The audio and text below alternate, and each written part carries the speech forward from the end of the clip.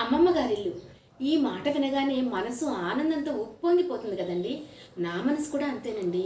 అమ్మమ్మ గారింటి పేరు వినగానే చిన్ననాటి మధుర జ్ఞాపకాల వైపు పరుగులు తీస్తూ ఉంటుంది. చిన్నప్పుడు అమ్మమ్మ గారింటి నుంచి ఉత్తరం వచ్చేది. ఆ ఉత్తరం చదవగానే అమ్మ కళ్ళల్లో మెరుపు. ఆ మెరిసే కళ్ళతోటే నాన్న దగ్గరికి వెళ్ళి ఉత్తరం చూపించేది. ఆ తర్వాత నాన్నేమో తాతయ్య దగ్గరికి వెళ్ళి ఉత్తరం చూపించి, నాన్న లలిత పుట్టింటో ఏదో శుభకార్యంట, పిల్లలను తీసుకుని వెళ్తానంటోంది అనేవారు. వెంటనే తాతయ్య, దాందే ఉంది నాన్న, అట్లాగే పంపిద్దాం, పుట్టింటికి వెళ్ళాలని ఏ ఆడపిల్లకైనా ఉంటుందిగా, అలాగే వెళ్తుందిలే.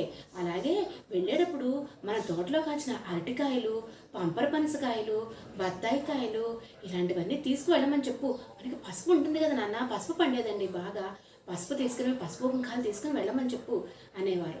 ఆ తర్వాత మధ్యాహ్నం తాతయ్యకి భోజనం వడ్డిస్తుంటే అమ్మ వైపు చూసి తాతయ్య, ఏమ్మా పుట్టింటికి వెళ్ళాలని ఉందా?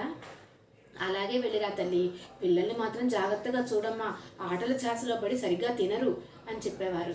వెంటనే అమ్మ కూడా అలాగే మావయ్య గారు, తప్పకుండా జాగ్రత్తగానే చూస్తానండి అని చెప్పేది. తర్వాత ఇందులోకి మా శ్రీనిమావయ్య రానే వచ్చేసేవాడు. ఎందుకంటే అమ్మమ్మ తాతయ్య శ్రీనిమావయ్యని పంపించేవారనమాట మమ్మల్ని తీసుకురావటానికి. ఇక శ్రీనిమావయ్యని చూడంగానే మాకు కలిగే ఆనందం అంతా ఇంత చెప్పండి. ఎన్నో కబుర్లతో, నవ్వులతో, జోక్స్తో మమ్మల్ని ఆట పట్టిస్తూ, నవ్విస్తూ, ఈ రోజు వస్తే మావయ్య రేపు వెళ్ళేవాళ్ళం అనమాట. మేము ఈ రోజంతా సందడే. రేపు వెళ్ళేటప్పుడు విజయవాడ అండి, మా అమ్మమ్మ గారి ఊరు విజయవాడ. విజయవాడ తరలి వెళ్ళటానికి మా ప్రయాణ సన్నాహాలు ఉండేవి చూడండి, ఎన్ని సర్దుకుంటూ ఉండేవాళ్ళమో. అట్లాగే వెళ్ళేటప్పుడు కూడా దారిలో మావయ్య మాకు ఎన్నో కబుర్లు చెప్తూ సేమియా ఐస్ ఉండేదండి, సేమియా ఐస్ ఇప్పించేవాడు మాకు. ఆహాహా, అది తింటుంటే మళ్ళీ నేను ఈ మధ్యకాలంలో ఎప్పుడూ చూడలేదండి. ఎన్ని ఐస్ క్రీములు చేసుకున్నా, ఎన్ని కొనుక్కున్నా కూడా ఆ సేమియా ఐస్ తిన్న ఆనందం ఎప్పుడు రానే రాదు.